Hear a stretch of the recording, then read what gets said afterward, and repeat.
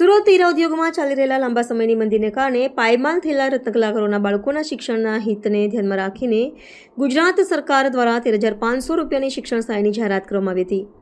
આ યોજના અંતર્ગત સુરતમાં અંદાજે 76,000 જેટલા ફોર્મ ભરાયા હતા, જેમાંથી પ્રાથમિક ચકાસણી બાદ 50,241 ફોર્મ રજૂ કરવામાં આવ્યા છે। જોકે અંદાજે 26,000 જેટલા ફોર્મ રદ થયા હોવાની માહિતી મળતા ફેરવિચારણા કરવા સુરત ડાયમંડ વર્કર યુનિયન દ્વારા મામલે ગંભીર ચિંતા વ્યક્ત કરીને કલેક્ટરને લેખિત રજૂઆત કરવામાં આવી છે।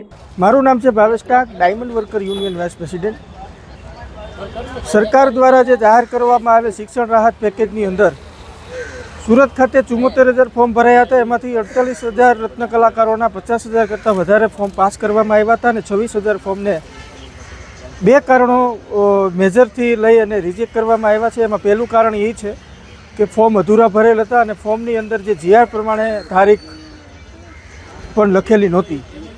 તો આજે જિલ્લા કલેક્ટર સાહેબને અમે એક રજૂઆત કરી છે અને જિલ્લા શિક્ષણ અધિકારીને રૂબરૂ મળીને એક રજૂઆત કરી છે કે અત્યારે પરીક્ષાનો સમય છે અને પરીક્ષાના સમયની અંદર સ્કૂલના સંચાલકો ફીની માંગણી કરે છે અને બાળકોને વાલીઓને એવું કહેવામાં આવે છે કે તમારા બાળકો જો પરીક્ષા આપી હશે, હોલ ટિકિટ નહીં આપી અગર તમે ફી નહીં ભરી તો આ બાબતે અમે રજૂઆત કરી છે। 26,000 ફોર્મને ફરી ચકાસણી કરી રત્ન કલાકાર 2 વર્ષથી આ પીસાઈ રહ્યો છે અને 2 વર્ષથી આ મંદીના માર હોવાના કારણે આ 26,000 જે રિજેક્ટ કરવામાં આવ્યા છે એને ફરી ચકાસણી કરી અને તમામ લોકોને લાભ આપવામાં આવે, જેથી કરી રત્ન કલાકારોના બાળકોનું ભવિષ્ય ન બગડે અને વાલીઓ અને શાળા સંચાલકો ની વચ્ચે એક ઘર્ષણ ઊભું ન થાય। એ બાબતે આજે અમે આખી કમિટીને રજૂઆત કરી છે કે જે 26,000 ફોર્મ છે એને ફરીવાર ચકાસણી કરી તમામ રત્ન કલાકારોને લાભ આપવામાં આવે એવી રજૂઆત અમે કલેક્ટર સહિત જિલ્લા શિક્ષણ અધિકારી અને ઉદ્યોગ કેન્દ્રની અંદર અને સુરત ડાયમંડ એસોસિએશનમાં પણ કરવામાં આવ્યું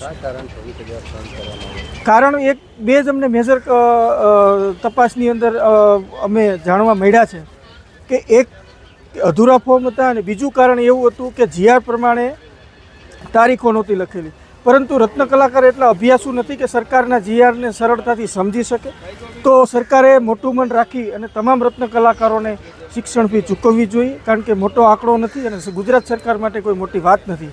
તો એક મોટું મન રાખી માનવતાની દ્રષ્ટિએ સુરતની અંદર જે 26,000 ફોર્મ રિજેક્ટ કરવામાં આવ્યા છે એ તમામને શિક્ષણ ફીનો લાભ મળે એવી રજૂઆત અમે આજે કલેક્ટર સાહેબને કરી છે।